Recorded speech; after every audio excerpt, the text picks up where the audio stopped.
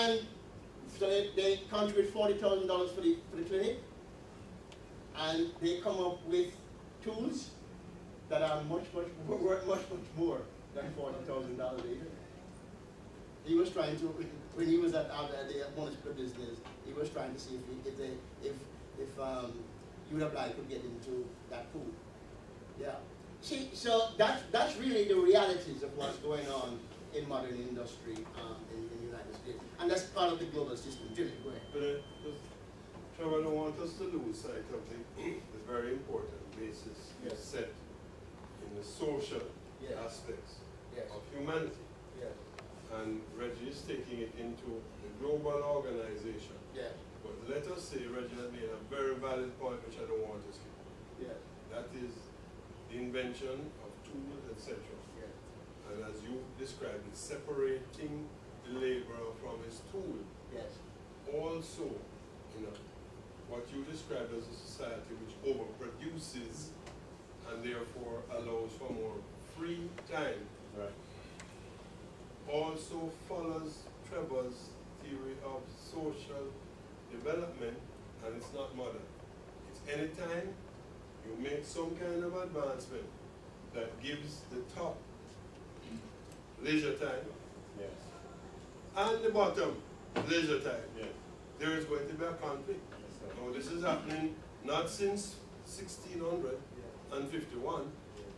This is the overthrow in Rome. They built roads, so you know, when I used to take 2 years to reach over the other side of Italy, man, just gallop the horse across there. So I have more leisure time, and I become dissatisfied.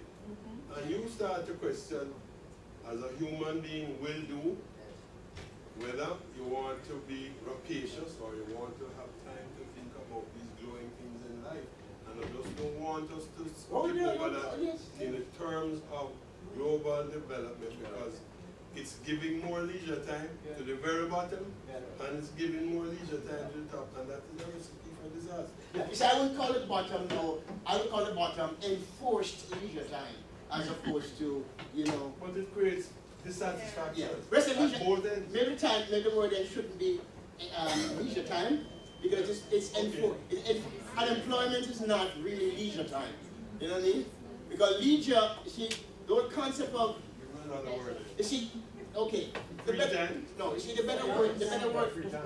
You see, the better word actually, the better word is recreation, you know.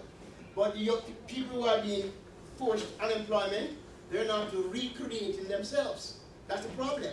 In other words, they're recreating themselves at a higher level as a human being. That's part of the contradiction. Well, I'm suspecting that unless we recognize this, it's going to come up further down in Reggie's presentation. I'm hoping when I saw the original list of topics are coming out. And it is a recipe for what we modern day call revolution. I don't know whether to be excited or shocked, because there is this model that is promising a world in which we're going to have thinkers, and we're going to have perhaps an elite group that we're going to order us. But after you have automated and mechanized and replaced machine and labor with machines, we're going to be the people that will buy, that will form part of the That's it. You're opening the windows. You're opening the windows. You're opening the windows. You know, that's where these are the questions these are absolutely the questions that flow from that, and that's why we said we're having a conversation, because open one, and then a new issue emerges. Yeah, but let's slow down a little bit. When production was very primitive, and each person was only able to produce sufficient food to feed himself, everybody was in food production. Right? Yeah, well, that's food production, running it down. Right? The only way you could get people stepping outside of agriculture was when others were able to produce more than they required. That's correct. Right? And that process continues. Yes. You know, the amount of goods and services which you consume is not a finite thing, you know.